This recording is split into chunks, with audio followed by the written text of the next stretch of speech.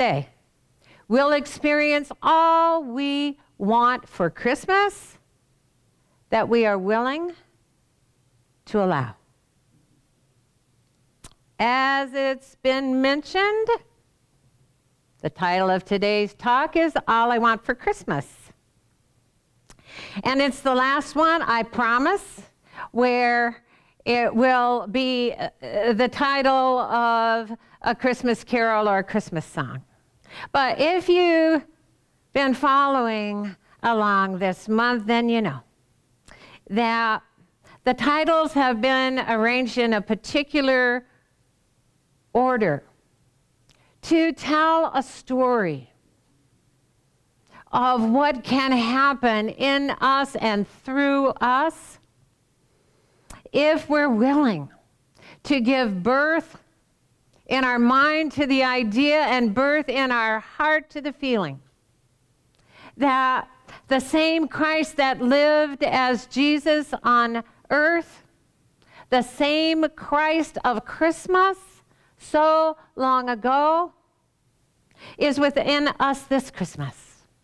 That it's right here, it's right now, and if we allow it to, the Christ that already lives spiritually and vibrationally and energetically as us in the non-physical realm of our inner being will shine through our physical form on earth as well.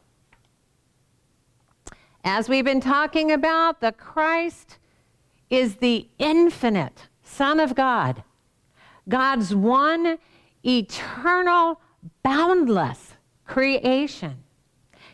It carries within it the power of God's will. As we read in John last Sunday, God creates everything through the energy of the Christ. It's all in his hands, which is to say, everything that's created through our life and in our life is in the hands of the powerful spiritual energy of our inner being. That's why we've been emphasizing all month and really all year these words by Abraham Hicks that speak of our relationship with the Christ, through which God creates worlds upon worlds and our world as well. You're not manifesting. You're creating the environment that allows the manifestation. You create the vibrational atmosphere, which equals your vibrational point of attraction, and then the law of attraction matches you with things like you.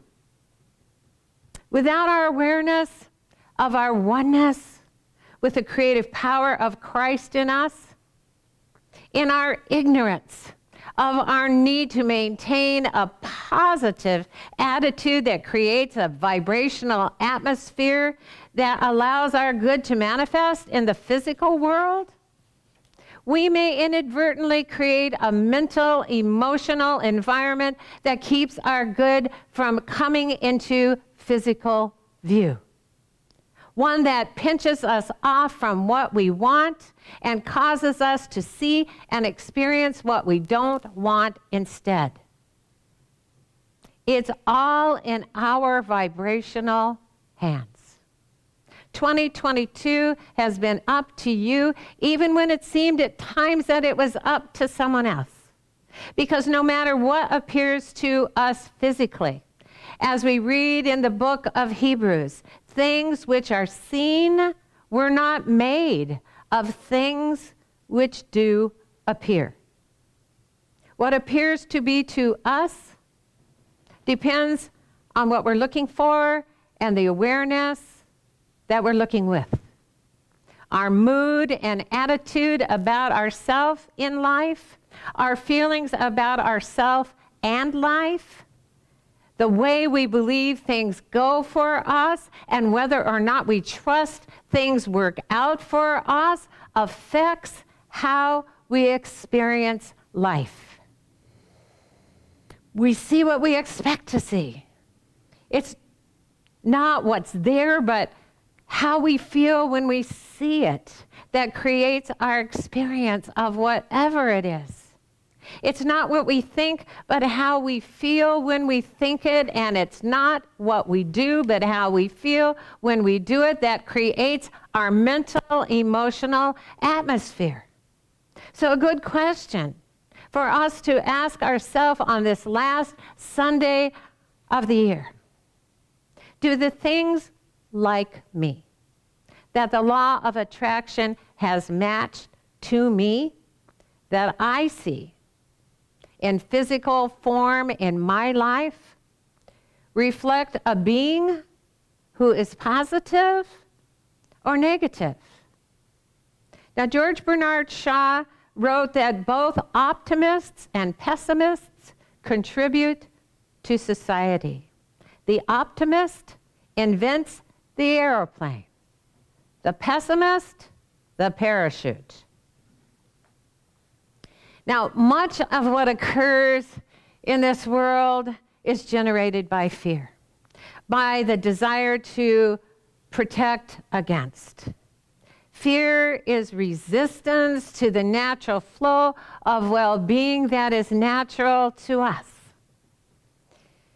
When it comes to experiencing the good that we want to experience, while trust keeps our mental and emotional pathways clear and flowing, fear blocks our view and keeps our good from coming through. Optimism and pessimism are habits of thought. Optimism is a habit of intentionally choosing to feel good about ourselves and life no matter what. It's a choice to look for the good and praise it even before we see it. Pessimism is a knee-jerk reaction without concern about or an awareness of how our default mood and attitude affects what we experience. There's a wonderful Christmas story about the parents of twin boys that set out to prove the point. They'd noticed that the only resemblance between their twins was the way they looked. Otherwise, they were totally different, even opposites. If one thought it was too hot, the other thought it was too cold. If one thought the TV was too quiet, the other one thought that it needed to be turned up. But most of all, it seemed that no matter what was going on, one of the twins was always optimistic and happy, and the other one had an attitude of doom and gloom. Nothing the parents said or did seemed to affect either one of the boys' moods. So the dad decided that the least he could do was to try to make it interesting. So on Christmas Eve, when the boys had gone with their mother to a Christmas pageant at church, just to see what would happen, the dad packed the pessimist room with all the latest toys and games. Then he loaded the optimist's room with horse manure that he had borrowed from a neighbor. And he'd piled it high on a vinyl drop cloth so his wife wouldn't object to his experiment. And when they got home, he told the boys that Santa had left presents for them in their room. And so they both raced off to their different rooms to see what Santa had left. And it wasn't long before the dad heard unhappy sounds coming from the pessimist's room. And when he walked in, he found the boy sitting in the middle of all the new toys and games and crying bitterly. And the dad said, "Why on earth are you crying? And the boy whined, because I'll have to read all of these instructions, and he tossed them in the air for effect before I will get to do anything with all this stuff. And the dad shook his head, and he left the room, and as he did, he heard giggles coming from the optimistic twins' room. And when he walked in, he saw the boy happily dancing on top of that pile of manure. And he said, "What are you so happy about?" And the boy said with a smile, "There's got to be a pony in here somewhere." So if this year so far has looked more like a pile of manure than all the good things that you've wanted, the good news is there's got to be a pony in there somewhere. And it's not too late for it to show up. Just like Christmas Day, all that's left of 2022 is for us to acknowledge and own that today and for the next few days that are left of this year, we'll be experiencing all we're willing to allow until then.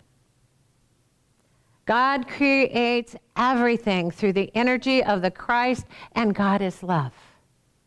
Everything we've asked for, everything we've prayed for, all that we want and desire has been answered with a yes by love itself. So where's the yes? That hasn't appeared to us in physical form yet this year. It's right where we left it. Right where it's always been, within us. As the perfect vibrational response of love to us that matches perfectly with who we truly are. Love never turns us down or turns away from us. If we haven't experienced all we want this year, we're the ones who have turned away and spent our precious time focusing on the lack of whatever it is. In order for us to experience physically what we want, we've got to cooperate with the yes of God by creating a vibrational environment that allows our good to come into our physical life. We create that atmosphere by feeling the joy of answered prayer, by feeling the peace of the inner presence of what we want, by feeling the fulfillment of our desire, by anticipating its arrival in form and expression, by looking for it in every moment. Then we're being a vibrational optimist, which is another way or another word for our being a cooperative component in our own life. We can't wait until we see it before we believe it's ours, or we won't see it, because we must believe before we perceive. We've got to give whatever we desire the power of our belief so it can manifest before our eyes. So how do we give it that power? First, by believing in its possibility, and then by allowing for its probability, and then by opening to its reality. That's why 2022 has been up to you, because it's up to you to let your desires through. And it's up to me too. The creative power of the universe is generated by love. All we want is given to us because love wants for us what we want for ourselves.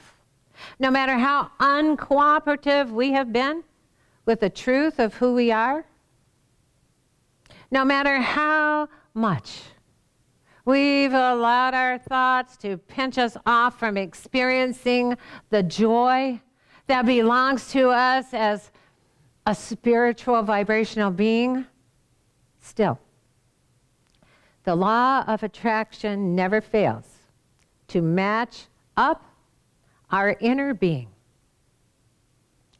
vibrationally with something good. Right now, our inner being, right now within us, our inner being holds all of our gifts. All we want for the rest of this year and into the new year and in the years to come is there for us in perfect vibrational condition, secured for us by our inner being. It's not going anywhere. How much joy, love, peace, creativity, financial abundance, health, laughter, ease, and well-being are we willing to allow to express as us while we're here? Now, as you know, and as Reverend Kim mentioned, next Sunday, January 1st, we're offering a burning bowl ceremony as part of our Sunday service. It's a beautiful ritual to help us to decide what old thoughts and attitudes we want to let go of by symbolically seeing them go up in smoke. And to help us decide what new thoughts and attitudes we want to cultivate and practice in order to create a higher, more free-flowing vibrational atmosphere in which to live. The way of transformation gives us a beautiful resolution, a powerful affirmation that can help us decide what we want. We read from this moment forward. I walk and live as one who chooses to use the power of mind, the power of awareness, the power of intention, the power of clarity, the power of being itself, to know the truth that sets all things free. I choose to be the truth that allows freedom to be extended to all others. I choose to walk upon this plane while yet the body lasts for a little while, as that one who has been sent forth as a ray of light to shine light into a world that has feared it. 2022 is not the only year. That's up to you. Namaste.